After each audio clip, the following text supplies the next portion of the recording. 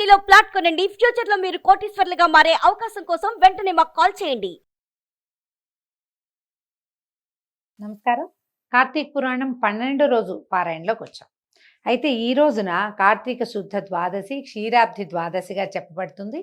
ఆదివారం నాడు వచ్చింది.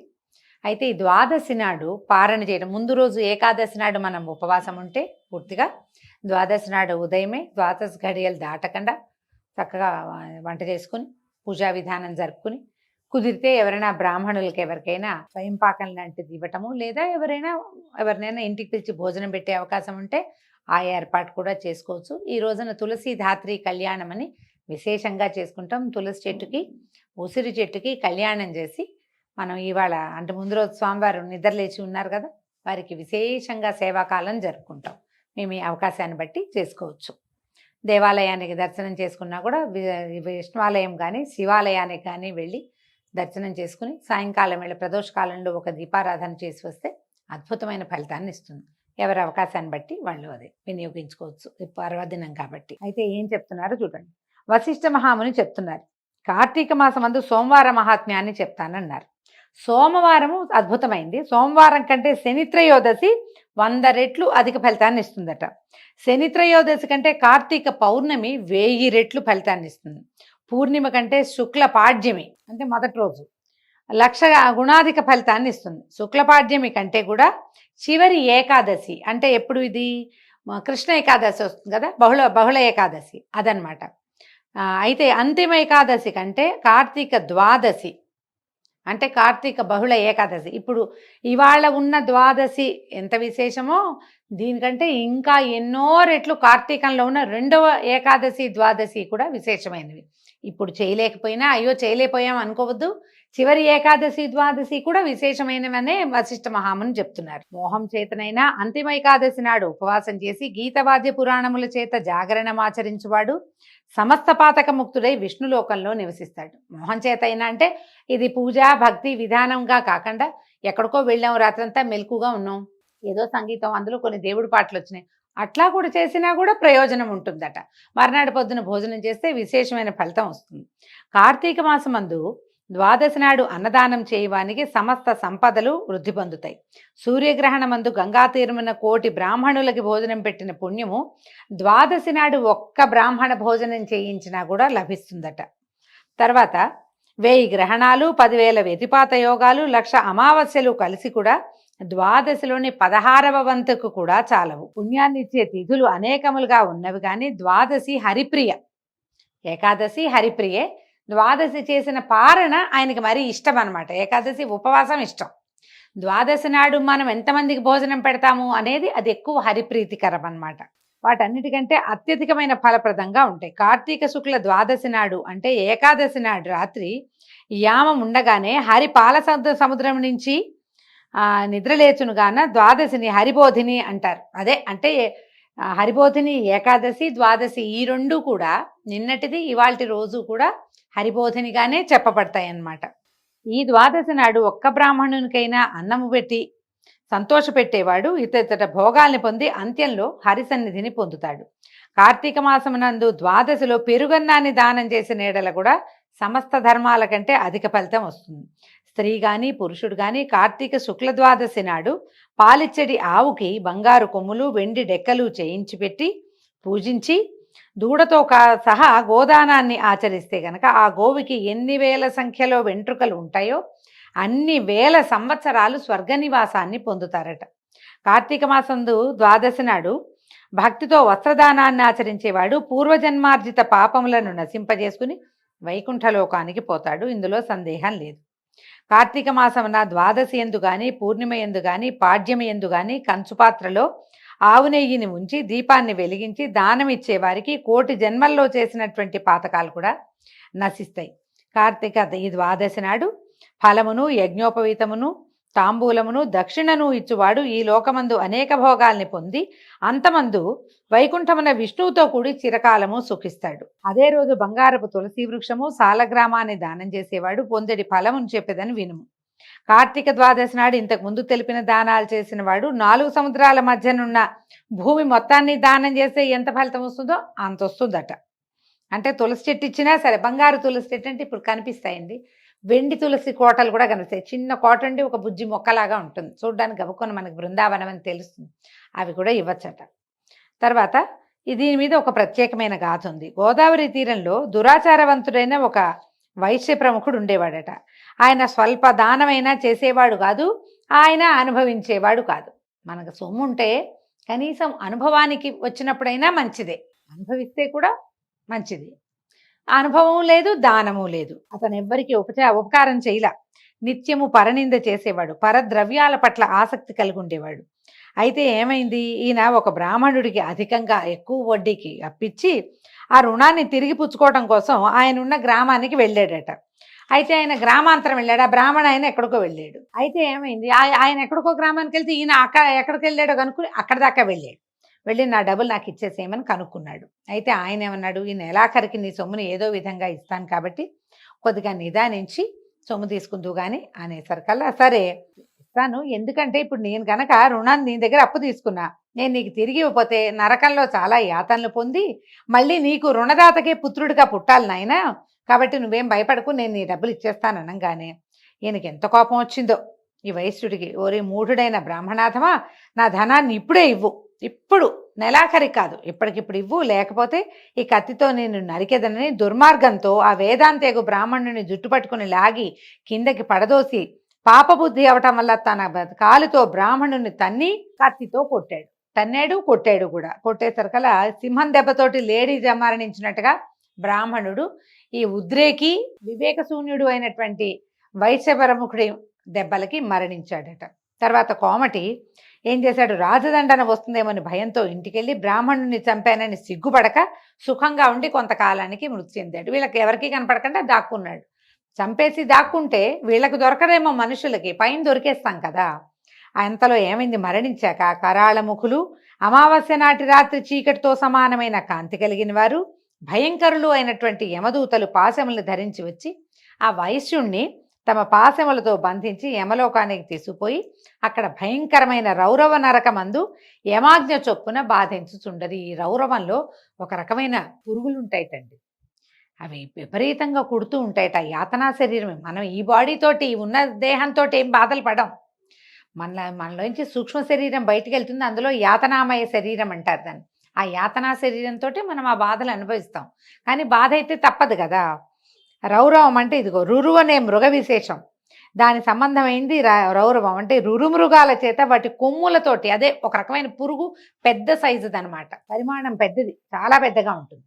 అది కొమ్ములతోటి గుచ్చేస్తుందట, దానికి ఒక రకమైన కూరలు ఉంటాయి, పళ్ళు ఉంటాయి, కొమ్ములు ఉంటాయి, విపరీతంగా బాధిస్తుంది.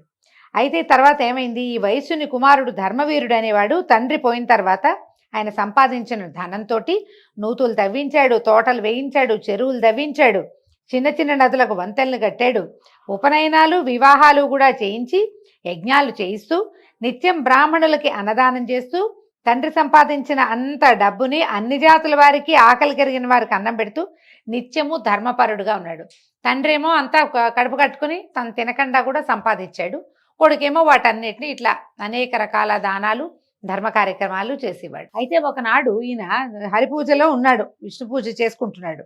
ఆ సమయానికి నారద మహాముని సమస్త లోకాలు తిరుగుతూ యమలోకం నుంచి బయలుదేరి తన వీణాతంతువులతోటి ధ్వని చేస్తూ, అంటే వాయించుకుంటూ గోవింద నారాయణ నమస్తే కృష్ణ అనంత దామోదర తులసీధామ అని ఇలా రకరకాల నామధేయాలతోటి కీర్తనం చేస్తూ స్వామివారిని హరినామ సంకీర్తన చేస్తూ వచ్చాడట.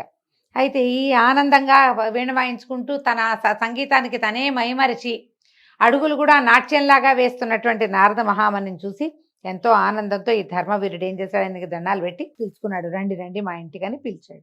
అయితే సరే బాగా చక్కగా కాళ్ళకి నీళ్ళు ఇచ్చాడు, మంచినీళ్ళు ఇచ్చారు, ఏదో ఆహారం పళ్ళు గిళ్ళు సమర్పించాడు, ఒక సింహాసనం వేసి కూర్చోబెట్టాడు. అడిగాడు, అయ్యా మీలాంటి వాళ్ళు మా ఇళ్ళకి రావడమే అదృష్టం, నేను ఏ పూర్వపుణ్యం చేశానో మీ దర్శనం లభించింది, నేను మీకు ఏం సేవ చేయమంటారో చెప్పండి, మీకు ఏం కావాలంటే అది చేస్తానన్నాడు. అప్పుడు నారదుడు ఏమన్నాడంటే, నా మాట జాగ్రత్తగా విను ధర్మవీర, నువ్వు బుద్ధిమంతుడివి. అయితే కార్తీక ద్వాదశి విష్ణుమూర్తికి ప్రియమైంది కాబట్టి ఆ రోజున చేసినటువంటి స్నాన దాన జపతపాదులు అనంత ఫలప్రదాలు అవుతాయి. సూర్యుడు తులారాశిలో ఉండగా కార్తీక మాసమందు ద్వాదశి నాడు ధనికుడు గాని, దరిద్రుడు గాని, యతి గాని, వానప్రస్థుడు గాని, బ్రాహ్మణుడు గాని, క్షత్రియ వైశ్య శూద్రులు గాని, స్త్రీ గాని, స్త్రీలు కూడా సాలగ్రామ దానాన్ని ఆచరించే వాళ్ళు జన్మాంతరకృత పాపాలని నశింపజేసుకుంటారు. కాబట్టి ధర్మవీర, నా మాట విను. మీ తండ్రి చనిపోయి యమలోకంలో నానా బాధలు పడుతున్నాడు.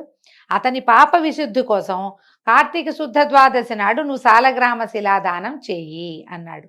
అయితే ఇదంతా వినేసరికల్లా ఈ వైశ్యుడేమన్నాడు, అయ్యా, గోదానం, భూదానం, తిలదానం, సువర్ణదానం, ఇవన్నిటితోటి మహాదానాలు అవన్నీ, వాటితోటి వస్తుంది కానీ ముక్తి శిలాదానంతో ముక్తి ఎట్లా వస్తుందండి? శిలాదానం వృధాగా ఎందుకు చేయాలి? ఇది భక్ష్యం కాదు, భోజ్యం కాదు. కాబట్టి నేను రాతిని దానం చేయను. సాలగ్రామాన్ని శిలగా భావించాడనమాట. నారద మహర్షి ఎన్ని విధాలు చెప్పినా వైశ్యుడు మూఢుడై సాలగ్రామ దానం చేయటానికి మాత్రం సమ్మతించలేదట. ఆయన తర్వాత నారదుల వారు వెళ్ళిపడి వీడికి చెప్పినా అర్థం కాదు అని. కొంతకాలం తర్వాత ధర్మవీరుడు మృతి చెంది మహాత్ముల మాట వినని దోషం చేత సాలగ్రామ దానము చేయనని నిరాకరించటం వల్ల నరకమందు బాధల నుండి తర్వాత 3 సార్లు వ్యాఘ్రమై జన్మించి, ఆ తర్వాత 3 సార్లు కోతిగా పుట్టి, అనంతరము 5 సార్లు వృషభంగా పుట్టి, తర్వాత 10 మార్లు స్త్రీగా జన్మించి గత భర్తయ్యి వైధవ్యమును పొంది ఉండెను. దాని తర్వాత ఏమైంది? ఇట్లా 10 జన్మలు గడిచిన తర్వాత 11వ జన్మల్లో ఈ ధర్మవీరుడు ఒక యాచకుడికి పుత్రికగా జన్మించాడు. తర్వాత కొంతకాలమునకు యవనమునకు రాగానే తండ్రి తగిన వరునికిచ్చి వివాహం చేశాను. అంటే ఇప్పుడు పొందకూడని జన్మల్లో స్త్రీ జన్మ ఉందా అని ఒక ప్రశ్న వస్తుందండి. ఇలాంటివి వినంగానే అదేంటండి అంత మాట అన్నారు, స్త్రీ జన్మ ఉత్తమ జన్మ కదా అనిపిస్తుంది. స్త్రీ జన్మ ఉత్తమ జన్మ అయినప్పటికీ మనకి తెలిసిందే, స్త్రీలకి ఒక గృహం, ఒక స్థలం ఉండదు. పుట్టిన పిల్లల్ని, ఆడపిల్లల్ని మనం వివాహం చేసి ఇంకొక చోట పంపిస్తాం. ఈ వివాహం చేసి పంపించిన తర్వాత ఈ కాలం కాదు, ఇది పూర్వకాలం కాబట్టి భర్తకి లొంగి ఉండాలి, అతని దౌష్ట్యాన్ని భరించాలి. పతివ్రతగా ఉంటేనే వాళ్ళకి మోక్షం, లేకపోతే లేదు. తర్వాత కొన్ని రకాల దాన ధర్మాదులు అవి చేయటానికి అవకాశం ఉండదు. దాంతోపాటుగా మాతృత్వం అనేది శాపము, వరము కూడా.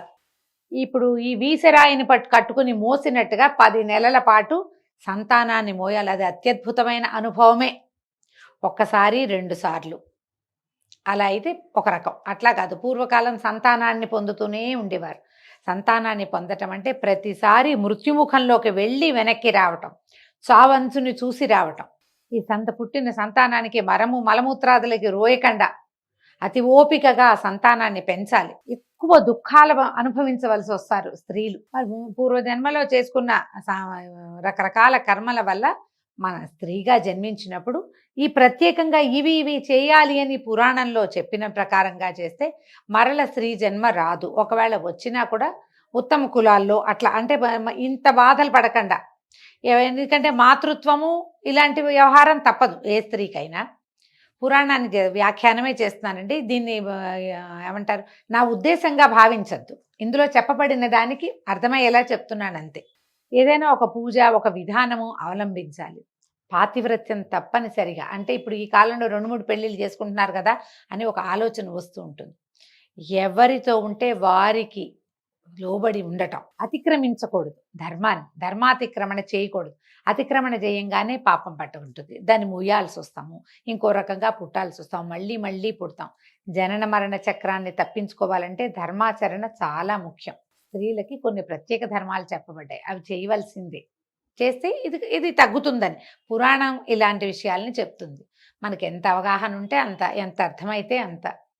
ఆ పైన భగవదేచ్ఛ అంతే. ఇంకా అయితే ఏమైంది, యాచకుడికి పుత్రికగా జన్మించిన తర్వాత కొంతకాలానికి పిల్ల కొంచెం యవనానికి రాగానే తండ్రి ఏం చేశాడు, ఒక వరుణ్ణి చూసి వివాహం చేశాడు.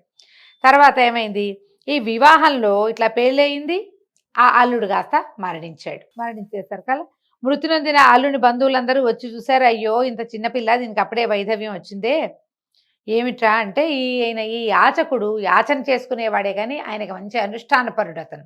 ఆయన దివ్య దృష్టితోటి చూసి చిన్నదాని బాలవైధవ్యానికి కారణం తెలుసుకుని బంధువులందరికీ ఈ పుత్రిక యొక్క పాపపుణ్యాల విచారణ అంతా చెప్పాడు. ఇట్లు చెప్పాక ఏమన్నాడు, ఈ అమ్మాయికి వివరంగా చెప్పాడు, సాలగ్రామ దానం చేయకపోవటం వల్లే ఇలా జరిగింది అని. అప్పుడు ఏం చేశారట, ఆమె యొక్క పాపాన్ని పోగొట్టడానికి జన్మాంతరార్జిత పాపనాశన సమర్థమైన సాలగ్రామ దానాన్ని కార్తీక సోమవారం, కార్తీకంలోనే పిల్లకి పెళ్ళయింది, మర్నాడు వేదాంత వేత్త అయినటువంటి బ్రాహ్మణుడికి దానం చేయించారు. కాకపోతే కథలో వింతగా ఉంటుంది. అక్కడ భర్త మరణిస్తే ఇట దానం ఎట్లా చేయించారండి అని. ఆ కాలపు నియమాలు ఏమిటో మనకు తెలియదు. కాకపోతే కథ ఎట్లా చెప్తారంటే సాలగ్రామ శిలాదాన మహిమ చేత ఆ భర్త మళ్ళీ జీవించాడు అని చెప్తారు. సాంగంగా దానం చేయించేశారు. తర్వాత ఆ దానం వల్ల ఇది జరిగింది. కొంత కాస్త వింతగా పద్ధతికి విరుద్ధంగా కనిపిస్తే కథగా మనం వినాలి పురాణంగా. తర్వాత దంపతులు ఇద్దరూ చిరకాలము జీవించి సుఖంగా ఉండి స్వర్గానికి పోయి అక్కడ కూడా బహుకాలము ఆనందంతో ఉండి తిరిగి భూమి యందు జన్మించి బ్రాహ్మణుడై పూర్వపుణ్యం చేత జ్ఞానాన్ని పొందాడు. ప్రతి సంవత్సరము కార్తీక సోమవారమున సాలగ్రామ శిలాదానాన్ని ఆచరించి ఆ పుణ్యముతో మోక్ష సామ్రాజ్య పదవీ గతుడయ్యను. రౌరవమందున్న అతని తండ్రియు ఈ సాలగ్రామ మాహాత్మ్యము చేత ముక్తుడాయను. కాబట్టి జనక మహారాజా, కార్తీక మాసమందు సాలగ్రామ దానము చేత హరి సంతోషించును. ఇందుకు సందేహము లేదు. పాపకర్ములు కోటి జన్మల్లో చేసిన పాతకాలు కార్తీక శుక్ల ఏకాదశి ఉపవాసము ద్వాదశి దానాదుల చేత పోగొట్టుకోగలుగుతారు. కార్తీక మాసమందు సాలగ్రామ దాన వలన సమస్త పాతకాలు నశిస్తాయి. ఇదే ముఖ్యమైన ప్రాయశ్చిత్తము. ఇంతకంటే వేరే ప్రాయశ్చిత్తం లేదు. ఇందుకు సందేహము లేదు. అంటే సాలగ్రామ దానం ఎలా చేయాలి? మనకి అలవాటైన దేవాలయాలు, ఇంటి పక్కన చుట్టుపక్కల దేవాలయాలు ఉంటాయి. తర్వాత ఏమో ఎవరైనా పురోహితులు, మనకే వచ్చే అయ్యగారు ఉంటే సాలగ్రామ దానం చేసుకుంటామండి అని చెప్తే వారే పట్టుకొస్తారు.